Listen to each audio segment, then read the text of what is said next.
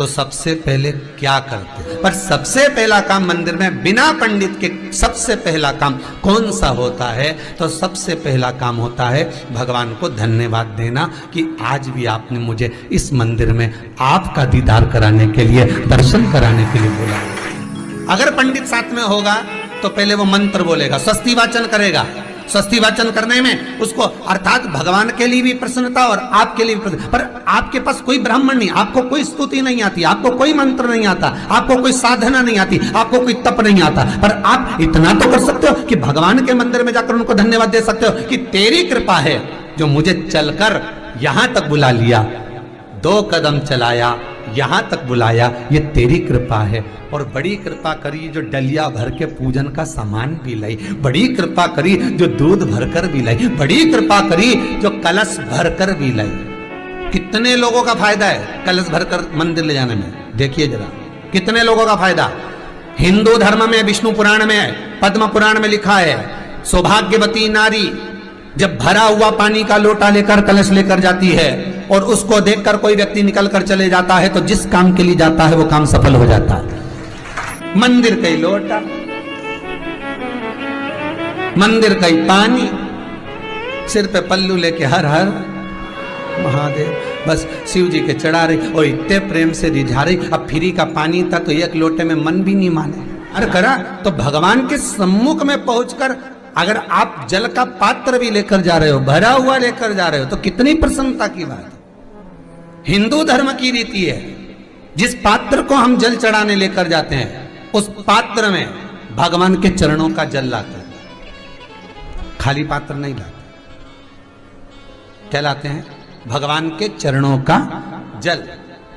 उस चरणोदक को लेकर आए, घर में रखा, सबने अपने नैनों में लगाया, हृदय में लगाया, चित्तवृत्ति में लगाया। खाली पात्र हम लेकर वापस नहीं आ रहे हैं।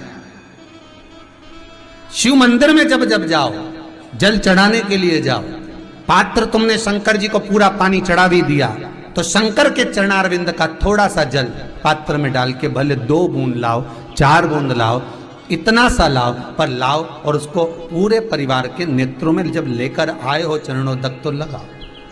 पर खाली पात्र नहीं लेकर आना। खाली पात्र लाने में ध्यान दीजिए, जब आप पूरा जल समर्पित कर देते हैं, जल समर्पित भी पूरा करना है, भगवान को चढ़ा रहे हो तो पूरा समर्पण होना चाहिए, पूर्ण समर्पण। इसलिए शंकर भगवान को अधूरा समर्पण नहीं, इसलिए श्रीफल भी पूर्ण चढ़ता है। शंकर जी के मंदिर में श्रीफल नहीं फूटता, पूर्ण श्रीफल।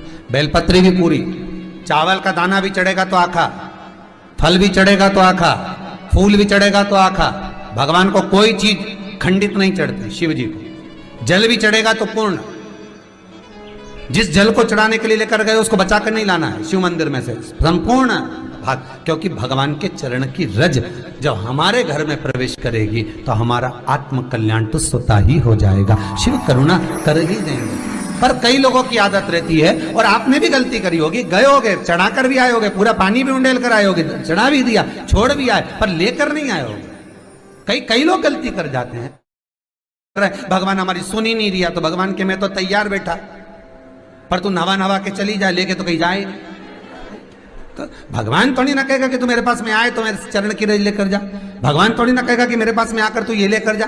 भगवान तो कहेगा मेरे पास में आया है, मांगना कुछ मत, बस मुझे जो स्नान कराया है मेरा चरणोदक लेकर जा, छीट दे पूरे घर में, संपदा भरना मेरा काम है। जहां मेरी चरण की रज पहुंच गई वहां संपदा स्वतः पहुंचती है, मैं वहां पहुंच जाता हूं। तो चरणों तक ले जा। पर लोग ले जाते हैं, पूजन करते, कलश भी उंडेलते, जल भी चढ़ाते, पर आते समय खाली लेकर आ जाते। भगवान को इतना बुरा लगता, मेरे दरवाजे से खाली जाए, मुझे कितना बुरा लगेगा। जो आए वो भर कर जाए, भले 2 बूंद लेकर आओ, पर उसमें चरणों तक थोड़ा सा लेकर अवश्य आए।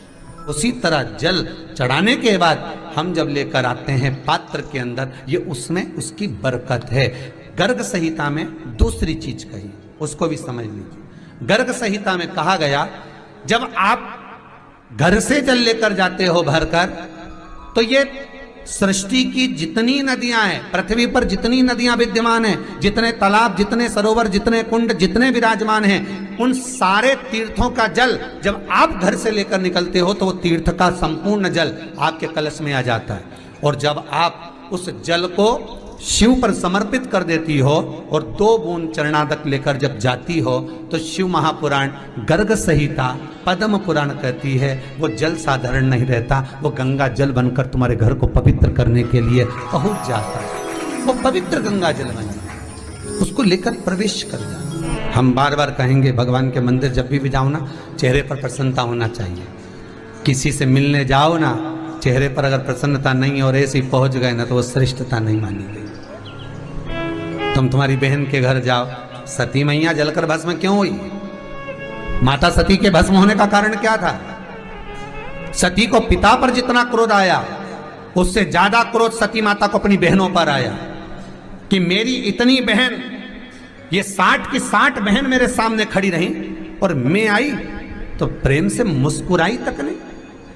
आप किसी के यहाँ जाओ और कोई के यहाँ पहुंचे और जाते से ही आप उस पहुंचे और कहा जी जी राधे राधे, जय श्री कृष्णा, हर हर महादेव, श्री शिवाय नमस्तुभ्यम, ओम नमः शिवाय, आपने बोला और उसके चेहरे पर प्रसन्नता नहीं आया तो ऐसे घर में जाने से कोई फायदा है क्या? और आप किसी के यहाँ जा रहे हो तो आपके चेहरे पर भी प्रसन्नता होना चाहिए, सामने वाले को तो हो, आपके भी चेहरे पर भी। मंदिर में जब जब जाएं, गुरु के दरवाजे पर जब जब जाएं, परमात्मा के चरणार विंद में जब जब जाएं, माता पिता के चरणों में जब जाएं, घर के बुजुर्गों के पास जब जाएं तो तुम्हारे चेहरे पर प्रसन्नता होना चाहिए। भगवान को भी लगे दुख भले है इसको पर चेहरे पर प्रसन्नता है, इसको